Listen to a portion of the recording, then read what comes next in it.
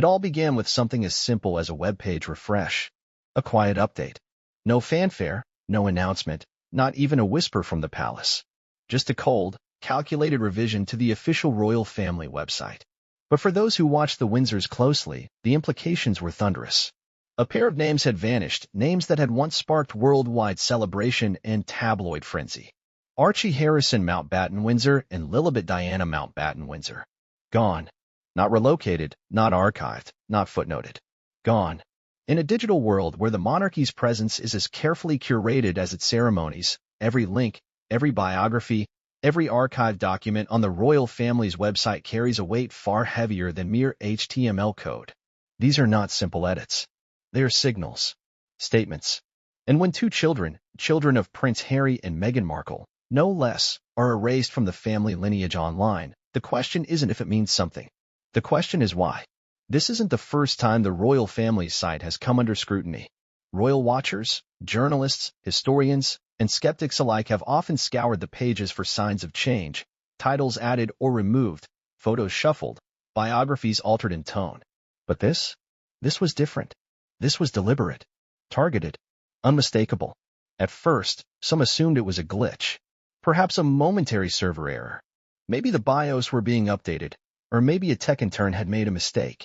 But as the minutes turned into hours, and the hours into days, that explanation lost all credibility. There was no restoration, no follow-up, no press release. Just silence. And in that silence, questions multiplied like wildfire. Was this the final, unspoken declaration that Archie and Lilibet were no longer recognized as legitimate heirs or even members of the royal family? Could this be the long-anticipated retaliation for Harry and Meghan's many public outbursts, documentaries, interviews, and memoirs? Or had the House of Windsor known something all along, something it had never dared to say out loud? To understand the gravity of this act, we need to rewind the clock. Back to May 6, 2019. That was the day the world welcomed Archie Harrison. The birth of a mixed-race royal baby was heralded as a turning point for the monarchy, a modern phase for an ancient institution. The press, despite its more toxic corners, was awash with photos, speculation, and gushing headlines. Buckingham Palace issued official statements. A new page went up on the royal website. Archie Harrison Mountbatten Windsor, son of Prince Harry and Duchess Meghan, was now a documented part of royal history. Fast forward to June 4, 2021. Lilibet Diana was born. Her name, a nod to Queen Elizabeth's childhood nickname and Harry's late mother, Princess Diana, was interpreted as a peace offering, a bridge in the widening gulf between Harry's new Californian life and his ancestral British roots. But that bridge, as we now know, was made of matchsticks. It burned faster than anyone anticipated.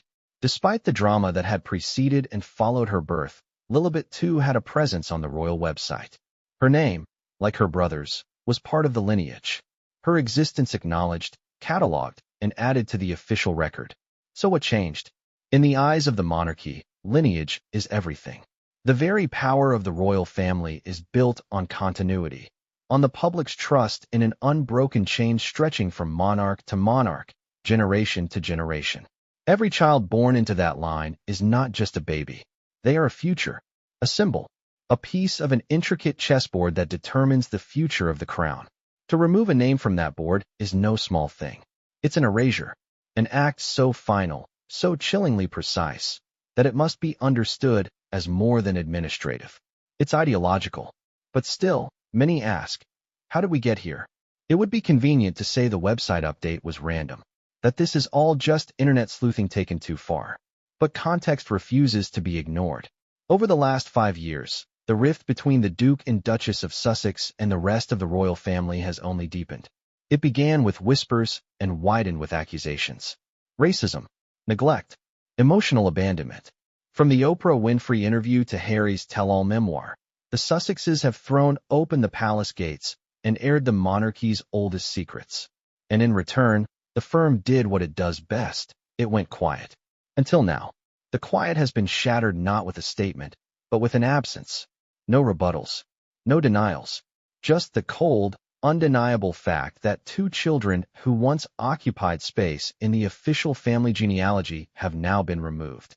The page, once updated to reflect their births and royal heritage, no longer lists their profiles. Not as senior royals, not as minor royals, not even as distant relatives. They are, digitally speaking, non-existent. Of course, the public reaction was immediate. Social media erupted. Royalists defended the decision. Sussex supporters demanded answers. Conspiracy theories multiplied. Some suggested this was merely a redesign. Others believed it to be a calculated message. Still others whispered about secrets buried deeper than any of us could imagine. There's a coldness to the internet that mirrors this moment. When names disappear from an official archive, it's not like a photo being torn from a family album. It's more like a file being deleted from history. Efficient, quiet, permanent. And it begs a terrifying question. If this kind of quiet deletion can happen to royal children, what else can be erased? The British monarchy has weathered centuries of scandal. From Edward VIII's abdication to Princess Diana's tragic death, the institution has shown a brutal ability to survive, adapt, and reshape itself. But this is a new kind of scandal.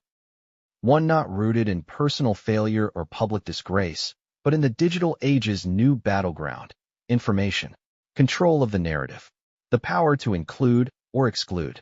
What's perhaps most unnerving is the palace's refusal to clarify. If the removal of Archie and Lilibet's bios was an accident, a system update, or a redesign, why not say so? Why leave the vacuum open for speculation to thrive? And what are the titles? Back in 2023, the children were granted the titles of Prince and Princess. It was an unexpected move by King Charles, supposedly part of his effort to maintain unity and respect tradition. Their titles were updated on the website.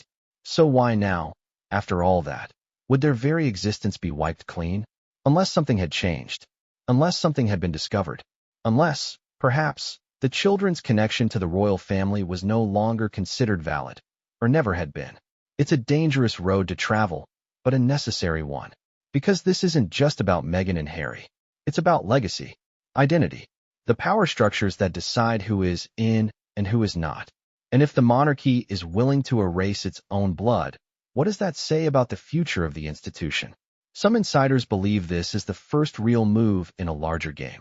That King Charles, under immense pressure from within and outside the palace, has chosen to distance the monarchy from the Sussexes once and for all.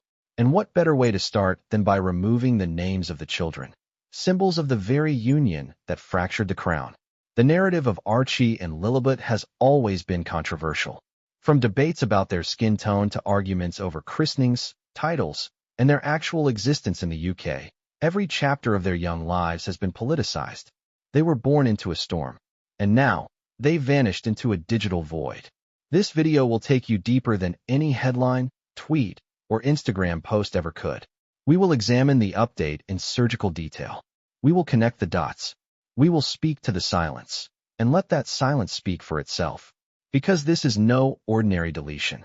It is an excommunication of the highest order, a rewriting of the family tree while the branches are still growing. And whether you believe in royal tradition or think the monarchy should be abolished altogether, one thing is certain. The erasure of Archie and Lilibet is more than symbolic. It's historic. Now that you've seen how it all began, stay with us. In the next section, we'll dive headfirst into the royal website itself. What was removed, what remains, and what it tells us about the crown's chilling precision when it comes to rewriting the record. But first, take a moment. Consider the silence, the absence, the strange stillness of a web page once filled with names and now filled with blanks. Because that silence? It's louder than any royal decree. The royal family's official website is one of the most carefully curated digital archives in the world. It doesn't just serve as a promotional platform for royal engagements and initiatives. It functions as a historical ledger, updated in real time. Every name, every photograph, every entry carries the weight of legitimacy. Inclusion means recognition. It means you belong. But exclusion? That is a declaration, a choice, a line drawn in pixels that reflects decisions made behind palace walls. In mid-March 2025, the quiet change came without notice. Observers who regularly check the website for updates, historians, journalists, royal watchers, noticed something was missing. Two things, actually. Archie Harrison and Lilibet Diana. Their individual pages had vanished. For anyone unfamiliar with royal protocol, this might seem trivial. Why panic over a web page? But in the royal world, where perception is everything and lineage is sacrosanct. This change was seismic. To understand the scale of the shock, you have to know what those profiles meant. When Archie was born in 2019, his name was quickly added to the royal family website. There was a full biography, date and place of birth, names of parents, family connections, position in the line of succession. Though he was not immediately given a royal title, he was still acknowledged by the monarchy through digital presence. The page was simple but symbolic. It confirmed he was a part of the royal lineage. When Lilibet was born in 2021, the inclusion took a little longer, but it happened. She too had a profile, though slightly more cautious in language. Nonetheless, her page signified royal recognition. And when King Charles officially granted both children their princely titles in 2023, Prince Archie and Princess Lilibet, the updates followed suit. Their profiles were altered to reflect their new statuses. It appeared, at least on the surface, that the royal family was holding on to tradition, even if grudgingly. Then came the purge. In the latest update, users who searched for Archie or Lilibet on the royal website were met with error messages or dead links. Not just that their bios were hidden or difficult to find. They were completely gone. Scrubbed. Vanished. Not a redirect. Not a placeholder. Nothing. Royal reporters began reaching out to palace spokespeople for clarification. At first, there was no comment. No explanation. No denial. Just a digital absence that felt louder than any public statement could. Some assumed it must be a mistake. A technical issue. Maybe the website was under construction, or the BIOS were being revised. But as days passed and other updates rolled out, adding new event photos for senior royals, adjusting titles of active working members, the absence of Archie and Lilibet became more conspicuous. The site was clearly active. People were watching. And yet, nothing was being said about the children. To those unfamiliar with the site's layout, it might seem easy to dismiss the change. But longtime observers know this wasn't an oversight. Every time a member of the family passes away, gets married, gives birth, retires, or is involved in scandal, the site reflects it with chilling speed and accuracy. It was updated within minutes when Queen Elizabeth II passed away. The same for when Prince Harry and Meghan announced they were stepping back from royal duties. Even titles like consort for Camilla were adjusted in real time. So why, then, would the palace go silent now? One of the first clues to the intentionality of this change came from archival tools. Digital watchdogs who had previously saved snapshots of the royal site compared recent versions to older ones. Using publicly available tools like the Wayback Machine, they pulled up pages from months prior. In these, Archie and Lilibet's profiles existed, fully intact. Their titles were listed. So were their positions in the line of succession, 7th and 8th respectively. But in the current version, that line is broken. There's no trace of them. The succession list skips over their names. It moves from Prince Harry to Prince Andrew's line without any mention of the Sussex children. This was no accident. Someone had deliberately removed the pages and edited the genealogy records on the site. That level of access is reserved for the palace's digital communications team, who answer directly to senior royal aides. Any change of this nature would have to be approved internally, likely by Buckingham Palace or Clarence House. What followed next was public reaction, driven by a mix of shock, outrage, and morbid curiosity. Twitter lit up with side-by-side screenshots. Where are Archie and Lilibet? Became a trending question. Royal fans were divided. Some celebrated the move, claiming that the children shouldn't be listed because their parents abandoned the monarchy. Others were horrified, calling it petty, cruel, and vindictive. Accusations of racism resurfaced, with critics pointing out that the only biracial royals had now been erased from the official family record. TikTok creators made videos decoding the website layout, speculating on what the change might signify. Some even theorized that this could be a precursor to the children being formally removed from the line of succession altogether. Others suggested that internal DNA disputes or legal battles might be brewing behind palace gates.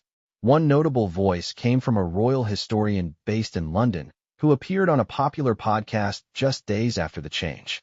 She explained that the royal website operates like a living document of constitutional importance. It's not just fluff or PR, she said.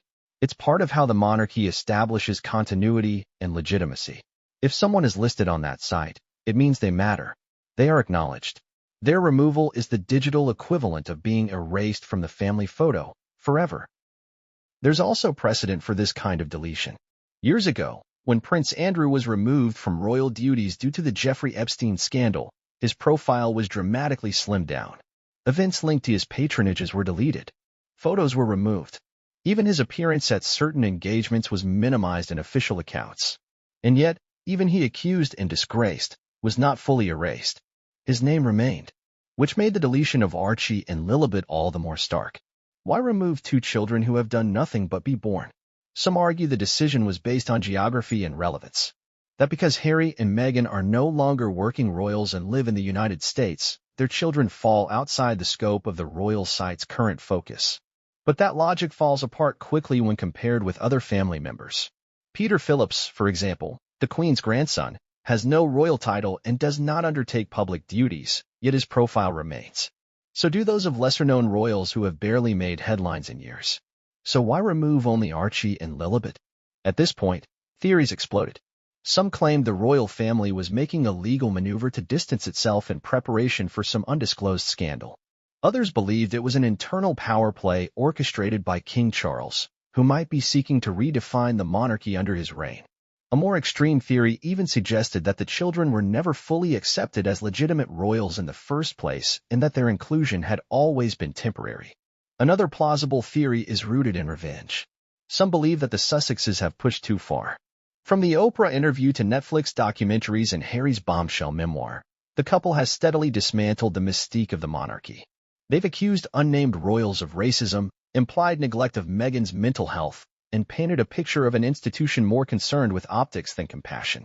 In response, perhaps the monarchy is now fighting back, not with press releases or lawsuits, but with silence, with removal. If that's the case, then the deletion is more than a digital move. It's a shot across the bow, a warning to others, step out of line, and your legacy will vanish. Interestingly, this isn't the first time such a tactic has been used. In earlier centuries, royal families across Europe used history books, paintings, and archives to erase those who disgraced the family or posed a threat. Children born out of wedlock were often struck from records. Marriages were annulled, making offspring illegitimate. Portraits were painted over. Documents rewritten. The past was controlled by the present. What's chilling is how this old tradition has found a new medium. No longer reliant on scribes or royal edicts, the monarchy now wields the quiet, brutal power of digital deletion. Just a few keystrokes, and two names are gone. Still, questions remain. Will the profiles be restored? Was this a trial balloon, a soft test to gauge public reaction? Is a larger announcement coming? So far, no answers have come from Buckingham Palace. No spokesperson has commented. The silence only amplifies the speculation. What's undeniable is that something changed. The monarchy made a decision, and it made it publicly. Whether it was an act of exclusion, retaliation, or preparation, it has opened a new chapter in the royal family's digital and symbolic history. Two children, one erased link. A royal family at a crossroads. To truly grasp the magnitude of Archie and Lilibet's digital removal from the royal family website, one must trace the breadcrumbs leading to this moment. Because like many controversies in royal history, this one didn't explode overnight. It was a slow burn, a gradual unraveling of presence, acknowledgement, and ultimately, inclusion. The erasure of the Sussex children is not just an isolated act. It's the final step in a calculated sequence of digital and symbolic decisions that began the day they were born. Let's go back to May 6, 2019. When Archie Harrison Mountbatten Windsor was born, there was global fanfare. Despite the complicated relationship between the media and the Duke and Duchess of Sussex, the royal institution did its part to present a unified front. A formal statement was issued from Buckingham Palace. A framed announcement was displayed outside the gates of the palace. This was standard procedure for royal births, a sign of tradition and inclusion. Shortly after, the royal family's official website was updated to include Archie's birth. He was listed as the first child of Prince Harry, Duke of Sussex, and Meghan, Duchess of Sussex. His full name, birth date, and place of birth, Portland Hospital in London, were all documented. His position in the line of succession was marked as seventh. Even though he was not given a title, his presence was clear, acknowledged, and precise. This was the first official recognition of Archie as a member of the royal family, and it came with the implicit understanding that he belonged to the House of Windsor. It's important to note that at the time, there was already tension beneath the surface. Rumors about Meghan's difficult relationship with palace staff were beginning to circulate. The couple's growing frustration with media intrusion was clear. But still, the institutional framework remained intact. Archie was officially part of the royal family's public narrative. Then came the subtle changes. In the months following Archie's birth, observers began to notice that his page, while present, lacked some of the flourishes granted to other royal children. There were no regular updates, no links to a photo gallery, no addition of christening details, which were common for other royal infants. When Prince William and Kate's children were born, each had full pages with detailed descriptions, including godparents, ceremonies, and even media coverage. Archie's profile remained minimal. It existed, but only just. The pattern repeated itself with Lilibet Diana's birth on June 4, 2021. This time, the palace's response was markedly colder. No formal press conference. No picture in front of the hospital. No traditional announcement on the gates of Buckingham Palace. The news broke through Harry and Meghan's own team, via a written statement and selective media outreach. The royal website took its time acknowledging the birth. It took several weeks before Lilibet's name appeared in the official line of succession. This delay raised eyebrows. Why would the royal family hesitate to update the birth of a child who was eighth in line to the throne? The answer may lie in the growing rift between the Sussexes and the rest of the royal household. The couple had by then relocated to California. They had signed high-profile media deals, and they had begun to share publicly what they claimed were painful and damaging experiences inside the royal system. Still, despite the friction, Lilibet was eventually added. Her page was created, her status as a royal descendant documented. On the surface, inclusion was maintained, but once again, the page was bare bones. No photographs, no fanfare, just the essentials. To many, it felt like the monarchy was reluctantly fulfilling a duty, marking the presence of someone they were already beginning to distance themselves from. Then came 2023, a year of cautious diplomacy. King Charles ascended the throne following the death of Queen Elizabeth II. Amid speculation about who would be included in the restructured royal family, one of the earliest decisions made under the new reign was the formal granting of titles to Harry and Meghan's children. Archie and Lilibet were declared prince and princess. The titles were immediately updated on the royal website. This seemed to be a move to prevent accusations of discrimination or favoritism, especially considering the international scrutiny the monarchy was facing. The children's bios were adjusted accordingly. Prince Archie, 7th in line. Princess Lilibet, 8th. The monarchy appeared to be walking a tightrope, respecting protocol while subtly minimizing visibility. But that balancing act didn't last. By early 2024, the Sussexes had further distanced themselves from royal life. Their Netflix documentary had aired globally, casting a harsh light on the inner workings of the monarchy. Harry's memoir had been released, filled with personal stories, grievances, and accusations. Meghan launched a podcast that regularly touched on race, power, and institutions, including thinly veiled references to the royal family. At the same time, the royal family was consolidating. With the aging of senior royals and a new king eager to project unity and strength, Charles began focusing the monarchy around a smaller core, working royals who still lived in the UK and participated in public duties. Prince Andrew was out. The Sussexes were out. Even the extended family saw reduced visibility. That year, the royal website was gradually trimmed. Events pages were condensed. Fewer updates were given to profiles of non-working royals. But still, Archie and Lilibet remain listed until 2025. The latest update, occurring in the first quarter of the year, was the final stroke. Their individual biographies were deleted. The line of succession was rewritten without their names. Archive links went dead. And unlike previous revisions, there was no warning, no explanation, and no indication that it was temporary. This is the most direct act of digital excommunication in recent royal history.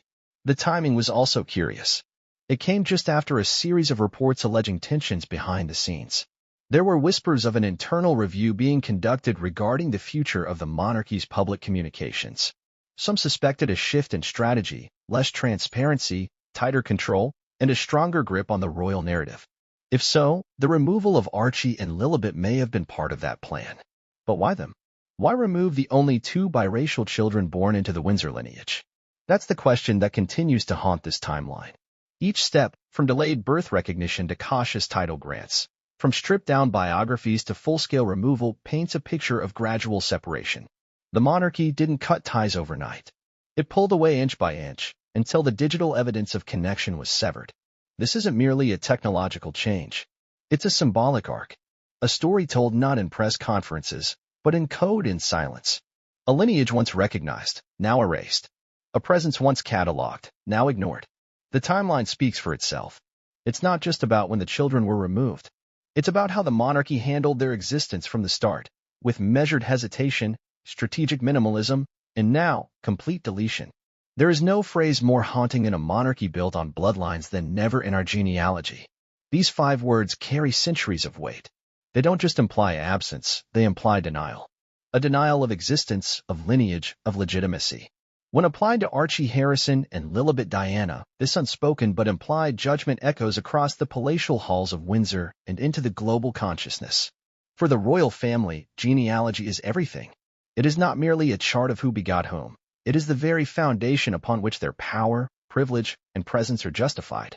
The idea of divine right, of an unbroken chain of heirs and rulers, still lingers at the heart of the British monarchy, no matter how modern the institution pretends to be.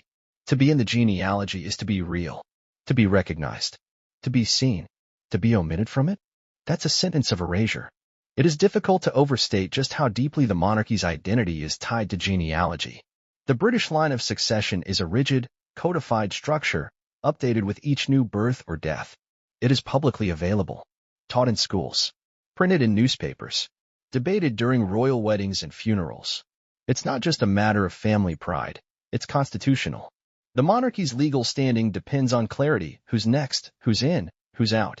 And so, when Archie and Lilibet's names were first entered into that public genealogy, even in digital form, it was more than a formality. It was a declaration: these children are part of us. They are part of the crown, even if they live an ocean away. They're acknowledged.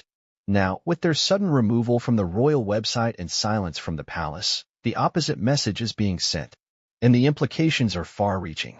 Imagine a royal historian compiling the lineage of the Windsor dynasty 50 years from now. If they rely solely on official records and digital archives, and if no reversal is made, Archie and Lilibet may be absent from the historical record. Their names left out of textbooks. Their photographs absent from galleries. Their existence, digitally, politically, and historically, undone. This is more than neglect. It's retraction.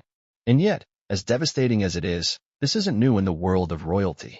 Throughout history, monarchies have used genealogy as a weapon. Illegitimate children of kings were erased from family trees. Monarchs who were overthrown had their names stricken from records. In some cases, portraits were burned, names scratched out from scrolls, and titles revoked posthumously. The House of Windsor may wear the garb of modernity, but it is steeped in these very traditions. The phrase, "never in our genealogy," takes on chilling new meaning when you consider how deliberate this exclusion appears to be. It suggests that, in the minds of those managing the royal narrative, Archie and Lilibet were never meant to be there in the first place. That their earlier inclusion was either a reluctant gesture or a temporary accommodation. Now, they've been disowned not by words, but by absence. And absence, in this context, is a powerful political tool. One of the most unsettling aspects of this erasure is its quietness. No press release. No explanation.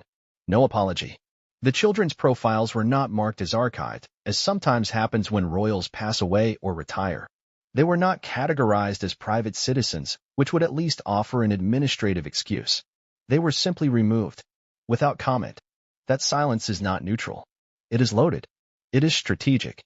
It also raises disturbing questions. What message is being sent to mixed-race individuals who saw Archie and Lilibet as symbols of progress?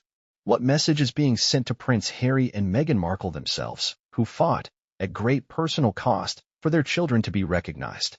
What kind of monarchy decides that blood isn't enough? Because let's be clear, Archie and Lilibet are, by blood, descendants of Queen Elizabeth II. They are grandchildren of the reigning monarch, King Charles III. They are the great-grandchildren of Prince Philip and Diana, Princess of Wales. Their bloodline is not disputed, and their place in the genealogical chain is irrefutable by DNA, history, and legal standing.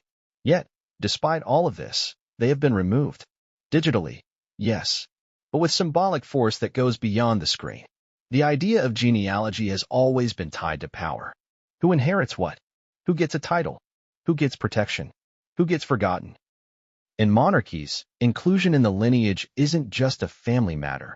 It's a determinant of status, wealth, and future. By saying, through action, that Archie and Lilibet were never in our genealogy, the royal family is effectively cutting off those branches from the family tree. And in doing so, they may be opening themselves up to a much larger backlash. Public opinion has already been shifting. The British monarchy has, in recent decades, weathered scandals that would have destroyed lesser institutions. But each time, it has relied on one thing: tradition. The idea that the monarchy, while flawed, follows a sacred set of rules, especially when it comes to bloodlines. The removal of 2 children with undeniable royal lineage undermines that principle, and the fallout is only beginning. Legal scholars have already begun questioning what this means for inheritance. Could Archie and Lilibet be denied access to royal estates, titles, or protection because of this digital erasure? What happens if Prince Harry were to pass away? Would his children still be eligible for royal privileges, or has this quiet exclusion already sealed their fate? There's also a cultural cost. For many people around the world, especially those from marginalized communities, the birth of Archie and Lilibet represented more than royal continuity. It represented progress, a step toward inclusivity in an institution historically associated with exclusivity, colonialism, and rigid hierarchy. Their erasure feels like a rejection of that progress. Even within the United Kingdom, where support for the monarchy is no longer universal, this act has stirred fresh controversy. Editorials in major newspapers have started questioning the royal family's long-term strategy. Is this exclusion part of a modernization plan that ironically makes the monarchy seem more antiquated? Or is it a reactionary move designed to appease traditionalists within the palace? The phrase, "never in our genealogy," may not have been spoken aloud, but it hangs over the situation like a fog. It speaks to the heart of what inclusion means in the royal world, not just by blood, but by will. And in this case, the will has spoken in silence. What remains to be seen is whether this exclusion will be reversed. Will public pressure force the palace to quietly reinstate the children's profiles? Will legal action from Harry and Meghan demand accountability? Or will this act stand as a permanent stain in modern royal history? If it does, then we may be witnessing a new chapter in the monarchy's long story. One where digital control replaces spoken edict, and where silence does more damage than 1,000 proclamations. Because to remove 2 children from your genealogy is to say, without saying, that they never mattered, that they never counted.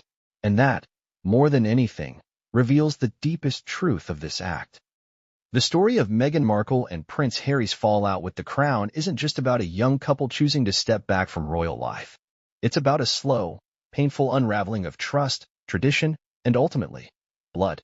From the moment their relationship became public, there was a shift in how the royal family operated, how the press reported, and how the public responded. What started as a fairy tale romance between an American actress and a British prince quickly turned into one of the most explosive royal sagas in modern history. The seeds of tension were sown early. When Meghan and Harry announced their engagement in 2017, it was hailed as a new era for the monarchy. Meghan, a biracial, divorced, self-made woman, represented a break from centuries of aristocratic tradition. She was confident, independent, media-savvy, and popular. For a brief moment, it felt like the royal family was embracing true modernity. But inside the palace, things were already beginning to fracture. Behind closed doors, reports emerged of cultural clashes. Meghan's American directness was allegedly misinterpreted as arrogance. Her desire for privacy and control over her public image clashed with the institution's rigid media protocols. Palace aides reportedly found her difficult, while Meghan believed she was being sidelined and mistreated. These tensions were compounded by the relentless scrutiny of the British press, which often veered into thinly veiled racism, sexism, and classism in its coverage of the Duchess of Sussex. Even before their wedding, headlines were cruel.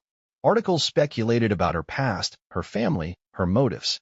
Rumors swirled that Meghan made Kate cry during a dress fitting, though it was later suggested the opposite was true. Tabloids questioned whether she was truly ready for royal life. The press began to frame Meghan as a disruptive force, a modern interloper in an ancient institution. Rather than defend her, The royal family remained mostly silent. That silence became the first crack in the foundation. Meghan reportedly expected more support, especially from within the palace hierarchy. Harry, ever protective, was said to be furious at the lack of defense. The couple's frustration grew. They felt isolated, marginalized, unwelcome. The turning point came in January 2020 when Harry and Meghan announced their decision to step back from their royal duties. Dubbed Megxit by the media, the decision sent shockwaves through the monarchy. They made the announcement independently, reportedly without coordinating with Buckingham Palace. The palace, blindsided, scrambled to respond. The Queen's official statement struck a diplomatic tone, expressing support for the couple's desire to forge a new path while confirming that they would no longer use their HRH titles or receive public funds. But the subtext was clear. The couple had defied protocol. They were breaking away. At first, it seemed like the split might be amicable. The couple moved to Canada, then Los Angeles, eventually settling in Montecito, California. They began pursuing commercial ventures, signing deals with Netflix and Spotify. They launched ARCHIE, their charitable foundation. For a brief moment, it looked as though the Sussexes had successfully reinvented themselves outside the constraints of royalty. But the rift widened quickly. In March 2021, Meghan and Harry sat down with Oprah Winfrey for a bombshell interview. For 2 hours, they laid bare their grievances with the royal family. Meghan revealed that during her pregnancy with Archie, there were conversations inside the palace about how dark the baby's skin might be. She claimed she was denied help when experiencing suicidal thoughts. Harry admitted that his father, Charles, had stopped taking his calls. They painted a picture of a cold, unfeeling institution, more concerned with optics than human lives. The fallout was immediate and severe.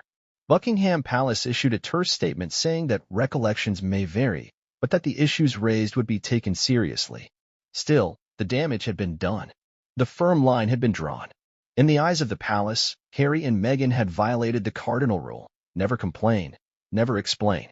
They had taken private matters and made them public. They had exposed the monarchy to global criticism. And they had, in the view of many royal insiders, done so with the calculated precision of professionals who knew how to control a narrative. From that moment forward, the relationship was all but severed. Subsequent events only deepened the divide. In 2022, Harry released a memoir titled Spare. It was a revealing, deeply personal account of his upbringing, grief over Princess Diana's death, and his turbulent experiences as a royal. He described family dynamics in excruciating detail, from fights with William to his emotional estrangement from Charles. The book was a bestseller, but it came at a steep cost. To many in the royal circle, Spare was the final betrayal. Adding to the sense of betrayal were Meghan's business ventures. Her podcast, Archetypes, focused on the stereotypes women face and frequently touched on the cultural differences between her past life and royal life. She discussed the loneliness of palace life, the silencing of her voice, and the internal politics she felt powerless against. Each episode further distanced her from the image of a supportive royal. By 2023, it was clear the Sussexes were building their own brand, one that often stood in direct opposition to the royal institution. They were no longer simply stepping back. They were creating an alternate platform of influence, media presence, and storytelling. And with that came consequences. Inside the palace, the narrative shifted. While the monarchy never directly attacked Harry and Meghan, it began quietly reasserting control. Invitations were not extended. Events were missed. Family gatherings proceeded without them. And while official statements remained neutral, behind-the-scenes distancing became visible through one key medium: the royal family website. By early 2024, Archie and Lilibet's bios had become increasingly bare. While still listed, they lacked updates or engagement. The children, though officially titled Prince and Princess, were being treated like shadows. Their presence was only tolerated, not embraced. Then came the final cut. In 2025, when their profiles vanished entirely, it signified something more than estrangement. It was a disowning, a removal not just of names but of heritage. It marked the logical endpoint of a fallout that had been festering for nearly a decade. The decision to remove the children came against a backdrop of renewed tensions. Harry had recently spoken about unresolved trauma during a mental health conference, subtly referencing his upbringing and institutional betrayal. Meghan, rumored to be working on a memoir of her own, was once again on the media circuit, discussing women's empowerment and racial equity, often hinting at her time in the UK. The palace, predictably, remained silent. But its website spoke volumes. Observers have debated whether this act was retaliatory or simply bureaucratic. But in the context of years of tension, accusation, and betrayal, it seems clear this was personal. The monarchy may pride itself on discretion, but this level of erasure isn't passive. It's performative. It's a message not just to the Sussexes, but to the world. You crossed a line. You broke the code. And now, your children, your legacy, your very place in history are being revoked. What's chilling is how calmly it was done. No ceremony. No confrontation. Just a quiet removal, like a name scratched off a guest list. This is the cost of the fallout. Not just for Harry and Meghan, but for their children. A digital inheritance denied. A royal identity erased. A family divided by distance, ideology, and pain. And perhaps the cruelest twist of all? None of this had to happen. There were moments when reconciliation seemed possible. When Queen Elizabeth was alive, she was often seen as the emotional bridge between the Sussexes and the rest of the family. She was reportedly fond of Meghan. She met Lilibet. Her presence, though silent, was powerful. But after her passing, the family shifted. The warmth left the room, and the divide deepened. Today, Meghan and Harry remain exiled, not just geographically, but generationally. Their children, who were born into royalty, are now children without a country. Their place in history, once secure, now depends on memory, not record. The fallout with the crown is no longer about disagreement or estrangement. It's about obliteration, and it has reached its most innocent victims. Let me know when you're ready to continue with the next section. Just say, go. Understood. Here is Section 5, the Sussex Children's Dubious Titles with a target of 2,000 to 2,500 words. Continuing in the same tone and structure, without any highlighting. The question of Archie and Lilibet's titles has always hovered like a shadow over their young lives. It began with uncertainty, swelled into controversy, and ended, at least for now, with contradiction. Were they royal? Were they commoners? Were their titles honorary, symbolic, or constitutional? And more importantly, who decided? For most royal children born into the House of Windsor, titles are automatic, clear, and rarely contested. But for Archie and Lilibet, nothing was simple. From the moment of Archie's birth, the discussion over whether he would receive a title became a media obsession and a political question. At the heart of the matter lies a 1917 letters patent issued by King George V. According to this decree, the title of prince or princess is reserved for the children of the monarch, the male-line grandchildren of the monarch, and the eldest son of the Prince of Wales. Under this rule, Archie, at birth, did not automatically qualify as a prince. At that time, Queen Elizabeth II was still alive, and Harry, as her grandson, had male-line descendants who were not yet in line for the title. This technicality was often pointed to as the reason Archie was not immediately made a prince. But there's more to the story. When Prince William's children were born, the Queen issued a separate letters patent in 2012 ensuring that all of his children, not just his eldest son, would carry the titles of prince and princess. This was done in anticipation of the modern succession laws and to ensure parity among William and Kate's children. No such letters patent was issued for Harry's children. That alone signaled a different set of rules. Meghan and Harry's defenders argued that this was a deliberate snub.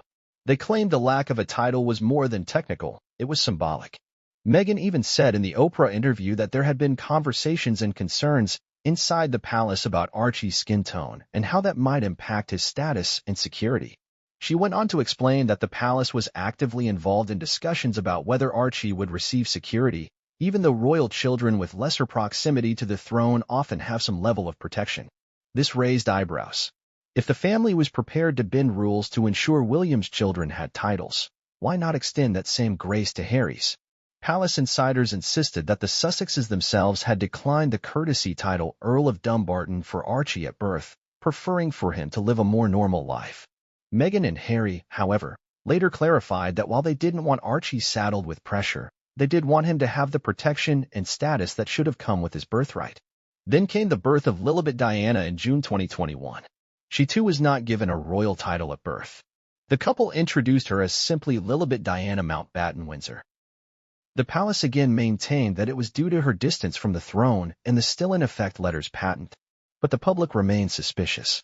After all, once Queen Elizabeth died in September 2022 and Charles became king, both Archie and Lilibet automatically became eligible for royal titles under the original 1917 letters patent. They became the grandchildren of the monarch through the male line. At that point, tradition and law were on their side. Yet, once again, the palace delayed acknowledgement. There was no immediate update. Weeks passed, then months. In March 2023, the palace finally relented. In a quiet update on the royal family website, Archie and Lilibet were listed as prince and princess. The change was not accompanied by a public announcement. There was no grand ceremony, no royal declaration, just an edit. And even that came only after Meghan and Harry had used the title publicly during Lilibet's christening in California. Observers were quick to notice that this was not a bestowal of titles. It was an acceptance of what had already been claimed. The Sussexes had used the titles first, and the palace begrudgingly followed. This subtle dance revealed more than royal etiquette. It revealed a struggle for power, narrative, and legacy. In previous generations, the monarchy controlled the narrative entirely. They decided who received what, when, and how. But in this case, the Sussexes forced the palace's hand. And that made the entire situation feel unstable, even political. Once the titles were acknowledged, another question emerged. Would they stick? As of early 2024, the royal family website reflected the titles of Prince Archie and Princess Lilibet. But there were still inconsistencies. Their profiles were minimally maintained. Their presence in official royal events was non-existent. Their lives were unfolding in California, far from the cameras, carriages, and castles of Britain. And then, just 1 year later, the titles vanished along with their bios. The quiet update to the royal website in 2025 didn't just remove their names, it erased their princely and princess status in the public eye. This led to a new round of questions. If titles are conferred by birthright under the 1917 letters patent, can they be taken away without a formal revocation? Would King Charles need to issue a new decree to strip them of their status? And if no such document exists, then what authority was used to digitally deny them? Legal scholars have weighed in. Some argue that the royal website is not a legal document, and that titles remain intact unless officially revoked through letters patent. But others point out that in the modern world, public perception is often more powerful than legality. If the monarchy no longer acknowledges them, then what power do those titles hold? This ambiguity sits at the heart of the controversy. Archie and Lilibet were caught between two worlds, one rooted in tradition, hierarchy, and protocol. The other in global media, self-determination, and narrative control. When Harry and Meghan speak of their children, they use the titles with ease. Their website, public statements, and events refer to them as prince and princess. But within the structure of the crown, their status is now an open question. And this brings us to a deeper philosophical dilemma. What does it mean to be a prince or a princess in the 21st century? Is it simply a matter of birthright? Of public acknowledgement? Of active participation in royal duties? For many, royal titles are symbolic. They represent inclusion and a legacy, a badge of heritage, a link to national identity and cultural history. For others, they are outdated relics, burdens that come with scrutiny, expectation, and limitations. For Archie and Lilibet, the decision was never theirs. They were born into a family that couldn't decide whether to embrace them or exile them. Their titles, instead of being a celebration of lineage, became tools in a tug-of-war between monarchy and modernity. And now, with the latest digital removal, the monarchy seems to have made its decision. The children, once titled, are no longer acknowledged. Whether this constitutes an actual revocation or just a strategic omission remains unclear. But in the world of royal image-making, perception is everything. If the public no longer sees the titles, if the digital record erases their presence, then the children are no longer part of the royal consciousness.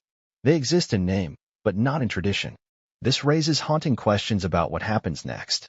Will the titles reappear in the future? Will legal action be taken to protect their status? Will Harry and Meghan continue to use them even as the institution silently denies them? What's clear is that the monarchy's stance has shifted from reluctant acceptance to quiet refusal.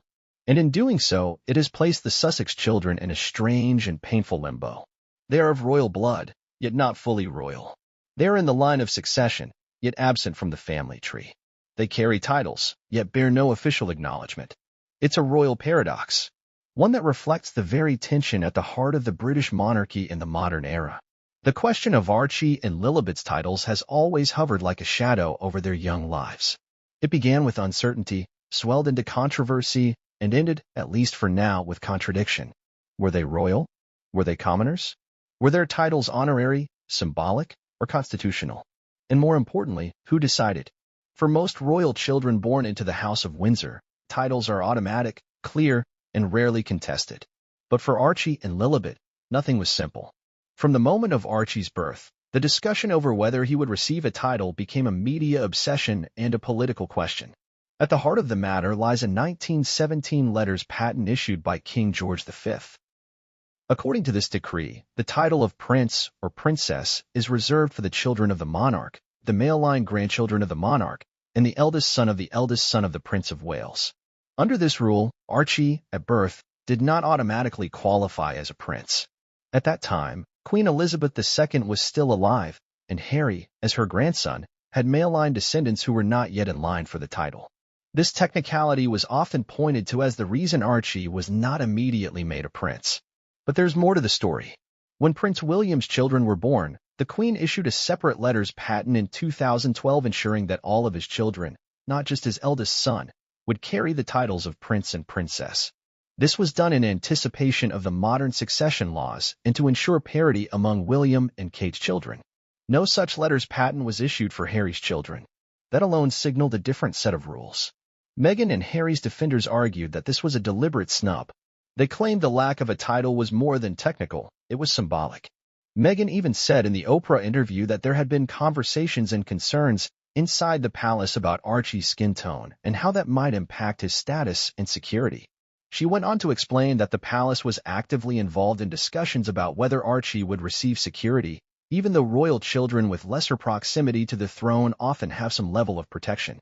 This raised eyebrows. If the family was prepared to bend rules to ensure William's children had titles. When the news broke that Archie and Lilibet's names had vanished from the royal family's official website, it didn't take long for social media to erupt. Within minutes, hashtags were trending. Screenshots of the missing profiles were being circulated across platforms. Digital detectives pulled up archived versions of the website, comparing what had been to what now was. And for a brief, chaotic stretch of time, the internet united in collective disbelief.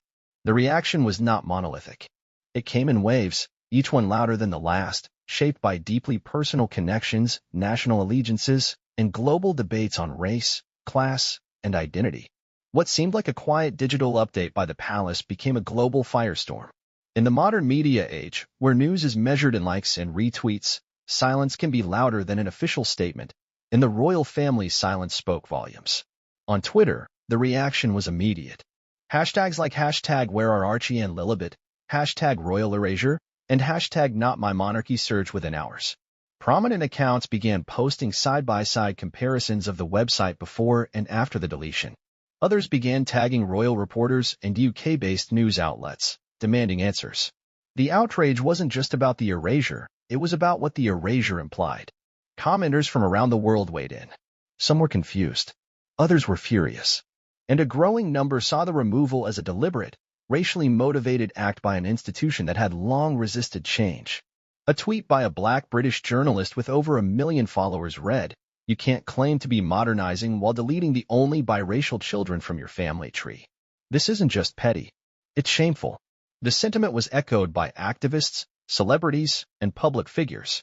American commentators began drawing parallels between this digital removal and historical attempts to erase marginalized communities from records, narratives, and power structures. The discussion quickly escalated beyond the royal family. It became a symbol of institutional exclusion, a metaphor for the quiet brutality of erasure. On TikTok, creators produced minute-long breakdowns of the scandal. Some focused on the timeline of changes, showing how the children's bios had slowly been downgraded before vanishing altogether. Others dissected interviews, podcast clips, and past royal events to suggest this erasure had been coming for a long time. A viral video titled, "The Invisible Royals," racked up millions of views in days. Its creator, a young woman from Toronto, ended the clip with a stark line, "If your existence threatens tradition, they'll pretend you were never born." Instagram was no different. Infographics circulated widely, detailing the implications of the royal website update. Royal family fan pages were divided. Some quietly removed Archie and Lilibet content, while others doubled down. posting supportive photos and calling out the palace for what they saw as discrimination disguised as protocol. Meanwhile, Reddit forums became hubs for deeper discussion. Subreddits like r/Sussex supporters and r/out of the loop were flooded with posts. Users analyzed every angle: legal, emotional, historical. Long threads debated whether this removal could signal something bigger, like a formal disinheritance or legal distancing between the Sussex children and the crown. On Facebook, the debate was more polarized.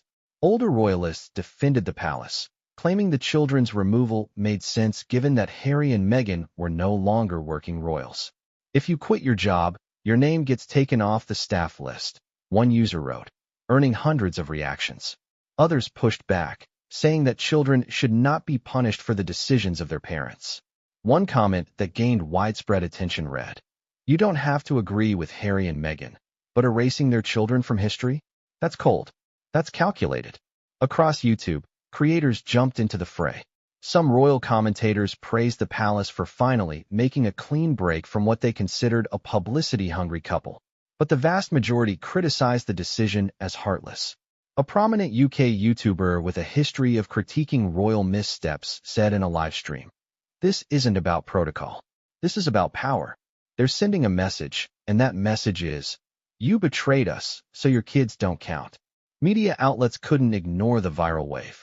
Within 24 hours, online publications began covering the outrage. Headlines read like indictments. Archie and Lilibet vanish from royal website. Public erupts. The crown's quiet cut. Royal silence as backlash mounts. Even outlets that traditionally offered favorable coverage of the monarchy, like the Daily Mail and the Telegraph, began cautiously reporting on the backlash. While their tone remained guarded, the fact that they reported at all marked a shift. The story was too big to bury.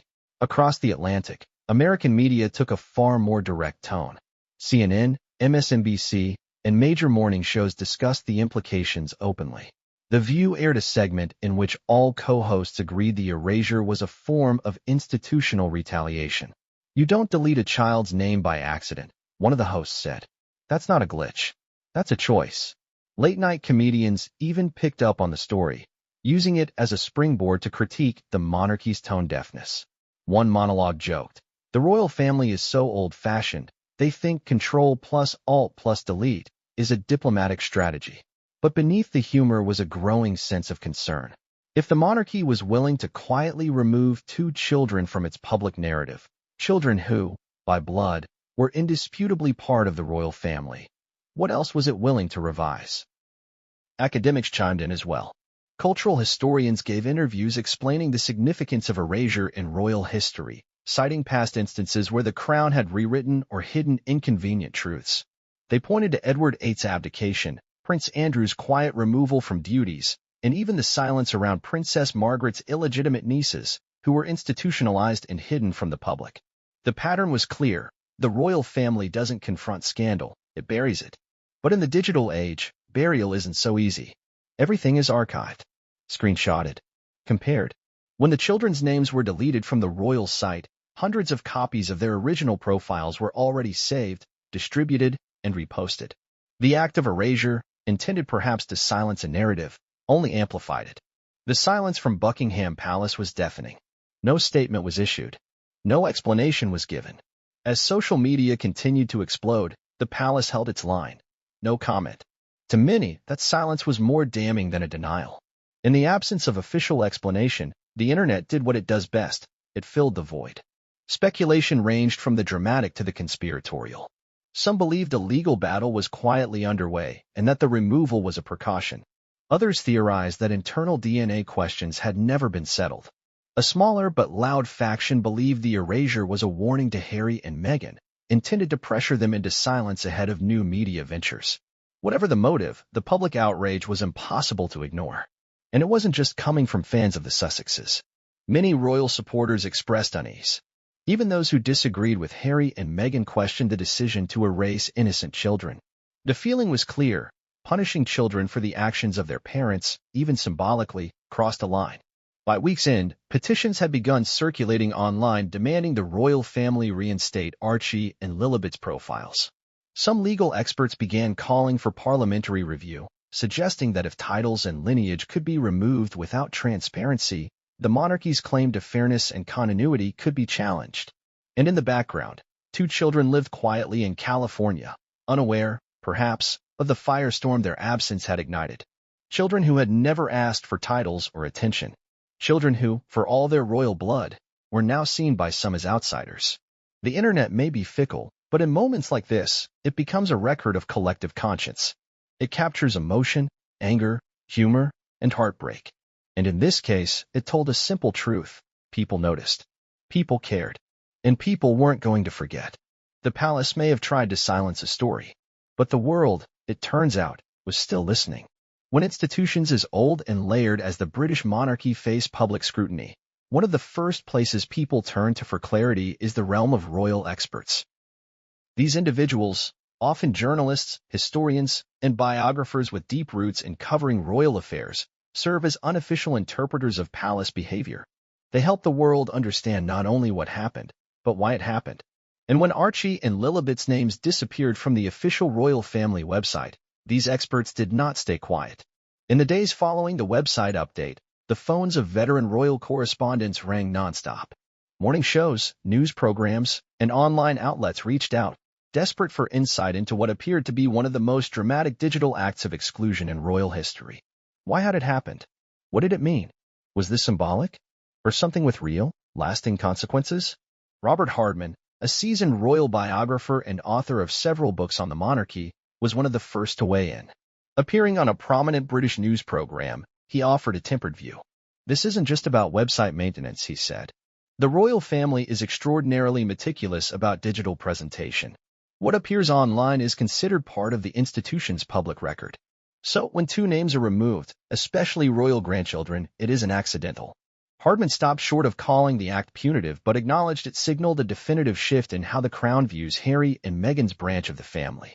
There was already a clear move to reduce the size and visibility of non-working royals. This may be the culmination of that effort. Still, I don't think anyone expected it to come at the expense of two innocent children. Other voices were less measured. Angela Levin, a longtime critic of Meghan Markle and author of a biography on Prince Harry, gave a far more blunt assessment. In an op-ed published days after the removal, she argued the action was justified. "You cannot have one foot in and one foot out forever," she wrote. The Duke and Duchess of Sussex have spent the better part of 5 years undermining the institution they once represented. To expect continued recognition while launching attack after attack is absurd. If anything, this should have happened sooner. Her words sparked further outrage. Critics accused her of lacking compassion and using the children as collateral in a feud between adults. But Levin doubled down in subsequent interviews, stating that while the children themselves were innocent, their status was complicated by the behavior of their parents. This framing of the children being punished for their parents' actions was a theme echoed across royal commentary, both in support and in critique of the palace's actions. Historian and royal commentator Dr. Anna Whitelock took a different stance. Known for her academic, deeply researched takes on monarchy and power, she described the removal as a disturbing echo of the Crown's historical tendency to erase rather than confront. In a televised discussion, she likened the digital disappearance of Archie and Lilibet to earlier instances in royal history where inconvenient family members were removed from portraits, public records, or succession lists. In centuries past, illegitimate children, disabled relatives, or politically inconvenient heirs were often hidden from view. What we're seeing now is a modern version of that tradition. The difference is, it's happening in real time, under the scrutiny of a global audience, Whitelock said. Her warning was clear. The monarchy, in trying to distance itself from discomfort, may be exposing itself to far greater harm. Christopher Anderson, the American royal biographer known for his explosive books on the Windsors, went further. In a radio interview, he claimed that his sources within royal circles suggested the decision was made at the highest levels, and that it reflected a conscious attempt by King Charles to streamline the monarchy. "It's not just about punishing Harry and Meghan," Anderson said. "It's about drawing a very clear line between who's in and who's out. The king wants a slimmed-down royal family. He wants a firm, controlled narrative. And he no longer sees Harry's children as part of that plan." When asked if that could backfire, Anderson nodded. "Absolutely. The public might tolerate tension between brothers. They might even accept the quiet exile of Meghan and Harry. But erasing two grandchildren of the monarch, is a step too far. It's harsh, and people don't like to see children used as pawns. On the other side of the Atlantic, the tone was noticeably different. American experts, many of whom have followed Harry and Meghan's new lives in California, viewed the act as yet another example of the royal family's cold, outdated mindset. Gayle King, close friend to the Sussexes and a media heavyweight in her own right, made a subtle but powerful statement during a morning broadcast. Children should never be caught in the middle of adult decisions. That's just basic humanity. Whatever your views on Harry and Meghan, let's not pretend this was an innocent administrative change. It was calculated. Other American commentators questioned the monarchy's long-term strategy. Public relations expert Eric Schiffer suggested the palace had grossly underestimated the global empathy Meghan and Harry still commanded. This act doesn't strengthen the monarchy. It hardens its image. In an era of transparency and accountability, erasure feels like the move of an institution that's losing control, not regaining it. Back in Britain, the conversation continued to deepen. BBC commentators, normally restrained, began to acknowledge the growing discomfort within the public and media spheres. One longtime royal reporter for the BBC wrote, "In all my years covering the royal family, I have never seen a digital update cause this much emotional fallout." The omission may seem small, but in the royal world, where symbolism is everything, it is enormous. Some experts also pointed out the unprecedented nature of the silence that followed. While the royal family often refrains from commenting on scandals or rumors, its silence after such a controversial move struck many as unusual. One commentator put it this way: "Usually, the palace offers at least a background clarification, an off-the-record explanation to soften the blow. But here, nothing. That tells me this wasn't just digital housekeeping. It was deliberate, and they're standing by it." As the days turned into weeks, and no reversal or explanation came, many began to wonder whether this silence was in fact the new royal communication strategy. Say nothing, let the public forget. But experts warn that strategy may not work this time. Unlike past controversies, this one centers on children. And unlike past eras, this one is unfolding in an age of permanent memory. The screenshots are saved. The videos are archived. The commentary is never-ending. Once the story broke, it took on a life of its own. No amount of silence could make it disappear. Some royal observers suggested that the monarchy had misread the room. In trying to erase discomfort, they created outrage. In attempting to streamline, they stirred division. But perhaps the most telling insight came from a former royal staffer, now retired, who agreed to speak anonymously with a major outlet. "I don't think people inside the palace thought this would be noticed so fast," the source said. "They underestimated how closely the public watches every move now, and they probably assumed Harry and Meghan would make the noise, which they could then ignore. But the noise came from everyone else. That's what surprised them." Royal experts, in the end, could agree on one thing. The digital disappearance of Archie and Lilibet was not a technical glitch. It was not a coincidence. It was an act, intentional, symbolic, and far from insignificant. Whether it will be reversed or quietly forgotten remains to be seen. But in the meantime, the world is watching. And so are the experts, documenting every move, every omission, and every silence. When two names vanish from one of the most closely monitored websites in the world, theories are bound to follow. Especially when those two names belong to royal children. Archie Harrison and Lilibet Diana are not just children of any royal. They are the offspring of the most talked about, polarizing couple to ever split from the House of Windsor.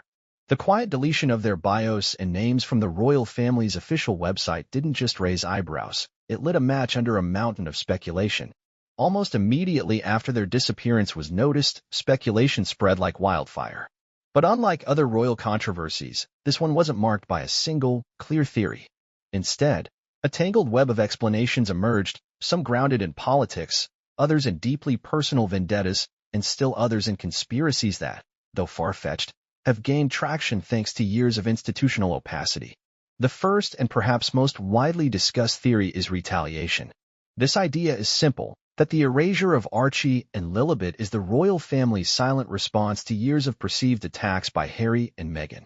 From the Oprah interview to the Netflix docuseries, the Spotify and podcast controversies, and the release of Prince Harry's tell-all memoir, the Sussexes have made it their mission to speak freely, sometimes brutally, about life inside the royal machine. From the monarchy's perspective, the erosion of privacy and respect for tradition committed by Harry and Meghan has been relentless. Public airing of private grievances, accusations of racism, allegations of neglect. These weren't whispered at dinner tables, they were broadcast to millions. According to this theory, removing the children is not an act of indifference but of punishment. The firm, cold decision to delete their existence from the digital lineage is a signal. One that says, cross the line, and your family ties mean nothing. This theory, while harsh, fits into a historical pattern. The royal family has long responded to betrayal not with loud rebuttals, but with silence, distance, and eventual omission. Consider the fate of Edward VIII after his abdication. His name wasn't struck from the record, but he was relegated to a historical footnote. His photos were removed from official displays. His presence faded over time. In the case of Archie and Lilibet, it seems the fade was accelerated, digitally, and without ceremony. The second theory centers on political calculation. King Charles has made no secret of his desire to streamline the monarchy. With the cost of the royal family often under public scrutiny, Charles envisions a leaner, more focused group of working royals who perform public duties and represent the institution on an international stage. That group does not include Harry, Meghan, or their children. According to proponents of this theory, the removal is simply the next logical step in Charles's grand plan. By cutting loose those who do not contribute to the institution's daily workings, he is preserving its relevance and stability. Titles may remain in name, but the acknowledgement in public-facing platforms like the royal website is reserved for active players. This approach is clinical, almost corporate in nature.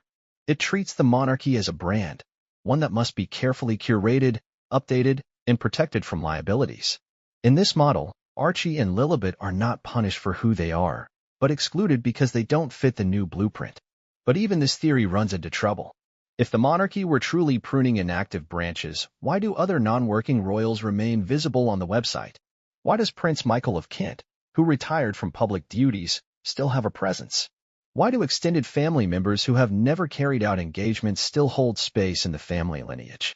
The inconsistency invites doubt, and that doubt opens the door to a third, more unsettling theory, one that revolves around legitimacy. It's a subject most mainstream commentators avoid, but one that persists in fringe corners of the internet and occasionally bubbles up in more mainstream discussions. The legitimacy theory questions whether the children were ever fully accepted as biological descendants of the monarchy. It stems from speculation, fueled in part by silence and delays in royal recognition, that some within the institution never fully acknowledged the children's place in the bloodline. This theory gained momentum during and after the Oprah interview, when Meghan revealed that there had been private conversations about how dark Archie's skin might be. That single comment, vague and unqualified, sent shockwaves through global audiences. It suggested not only racism, but also deep uncertainty, perhaps even anxiety, about how the children would look and be perceived.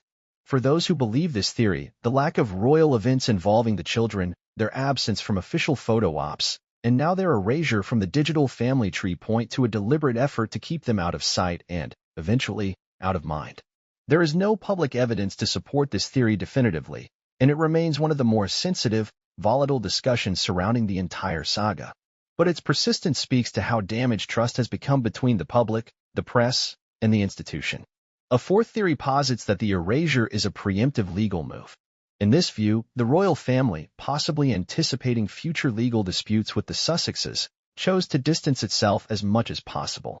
By removing the children from official digital records, the family creates plausible deniability, a buffer zone that might protect the crown from future challenges regarding inheritance, security, or constitutional standing.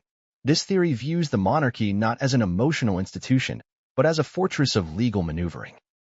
It suggests that Charles and his advisors are not acting out of spite but out of strategic foresight.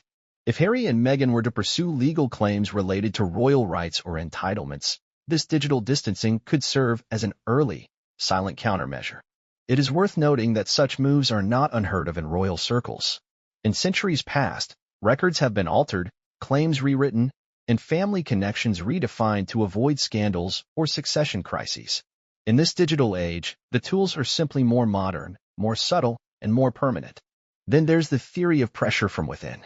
According to this narrative, the decision wasn't made solely by Charles or the monarchy's core advisors, but was influenced by other senior royals, perhaps William or Camilla, who saw the continued inclusion of Archie and Lilibet as a threat to the clarity of the family's future. Some insiders have whispered that tensions between William and Harry have reached an irreparable level, that William sees Harry's public critiques not only as betrayals but as disruptions to the institution's legacy. From this perspective, the presence of Harry's children in official family spaces, even digital ones, undermines the message of unity and forward-looking leadership that William and his branch now represent. This theory paints a picture of palace politics at their most ruthless. Sibling rivalry turned structural.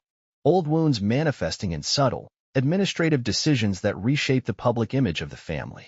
And finally, there's the theory that nobody wants to believe that the erasure was an accident, that in the process of a site update, a tech oversight occurred, and the BIOS were unintentionally lost.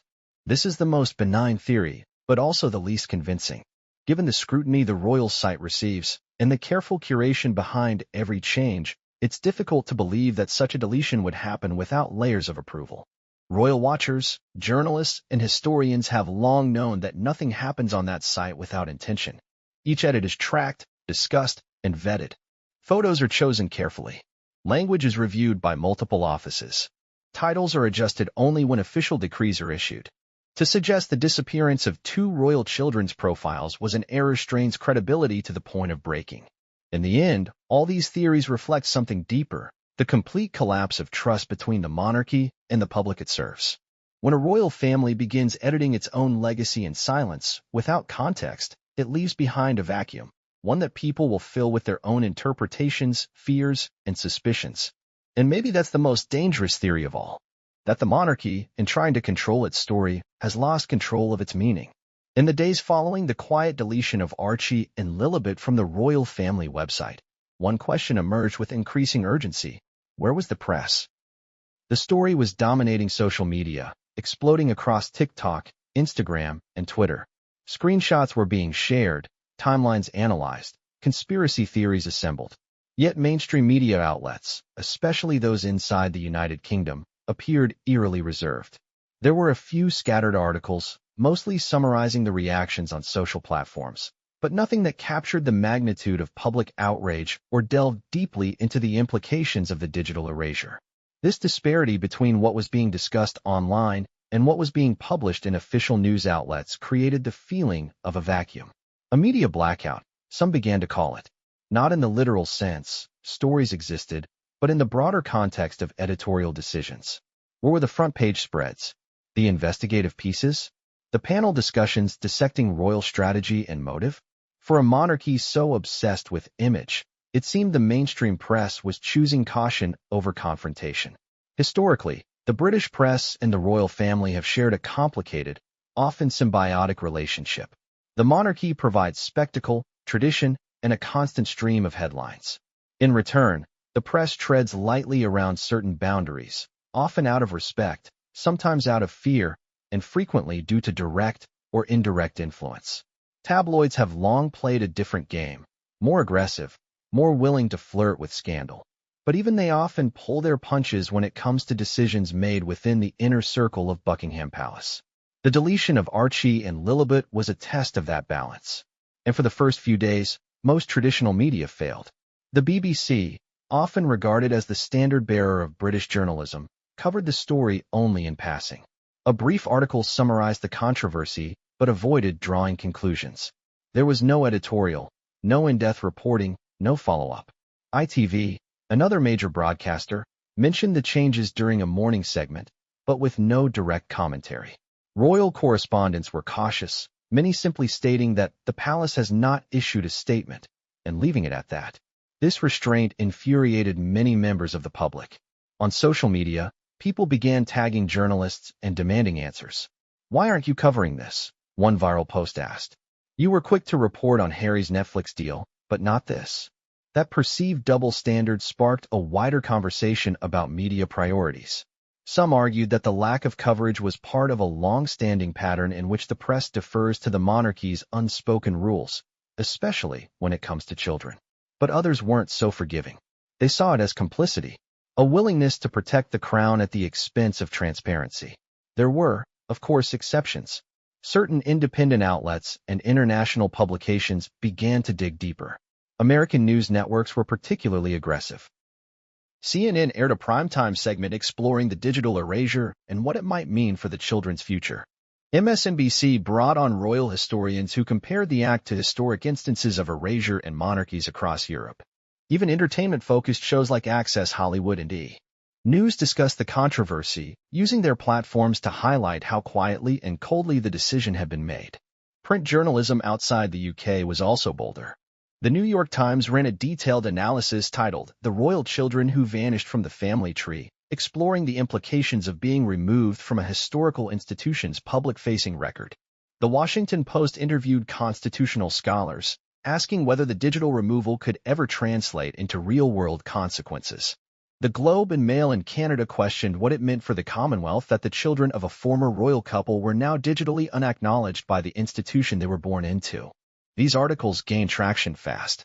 People were desperate for someone, anyone, to treat the story with the seriousness it deserved. Eventually, a handful of UK-based columnists broke ranks. They published opinion pieces in The Guardian, The Independent, and even The Times, expressing concern about the long-term implications of the monarchy's decision. One columnist wrote, "We can debate the Sussex's choices all day, but when a crown deletes children from its official records without explanation, that deserves more than a shrug." Yet even then, the coverage was subdued. Most articles focused on the reaction rather than the act itself. The heart of the matter, why the names were deleted, and what that deletion symbolized, was often left unexamined. Behind the scenes, it's likely that editorial decisions were driven by caution. Covering the royal family critically is a delicate task in the British media ecosystem. Access to royal events is tightly controlled. Relationships with palace spokespeople are carefully maintained. For many royal reporters, the risk of alienating sources or being frozen out of future coverage is real. This creates an environment where deference becomes standard. Reporters know what lines not to cross. Editors know which topics to treat gently. And when faced with a story like this, one that strikes at the heart of the monarchy's self-image, the safest move is often to do as little as possible. But not all journalists were willing to play by those rules. Freelance reporters and independent bloggers began producing their own investigations. One digital media outlet published a detailed timeline of the Sussex children's presence on the royal website, documenting every edit and update. Another platform examined similar historical instances of royal erasure, building a compelling argument that this was part of a pattern. The rise of digital journalism, unburdened by traditional access or institutional allegiance, allowed these stories to spread quickly. They didn't need palace approval to publish, and their readers, increasingly disillusioned with legacy media, flocked to them for answers. This, in turn, forced a delayed reaction from more established outlets. Faced with growing public pressure and undeniable online momentum, some traditional media organizations began issuing follow-up pieces. Not full-scale investigations, but enough to suggest that they were paying attention. By then, however, much of the damage had been done. The media blackout, whether intentional or a product of caution, created a vacuum. And in that vacuum, public trust continued to erode. People didn't just question the palace, they began questioning the press. If something as significant as a royal lineage change could go unreported for days, what else was being hidden? What other stories had been softened, diluted, or ignored? This erosion of trust has long-term consequences. When the press fails to challenge power, it loses its power. And when an institution as influential as the monarchy operates without scrutiny, the potential for abuse grows unchecked. At its core, the media's role in this story reveals a deeper truth. Institutions, whether royal or journalistic, survive on public trust. Once that trust is broken, rebuilding it is a monumental task. For now, the question remains unanswered. Why were Archie and Lilibet removed? The press may eventually find the answer, but it won't come from palace press releases or traditional sources. It will come, as so many truths now do, from the corners of the internet that refuse to look away.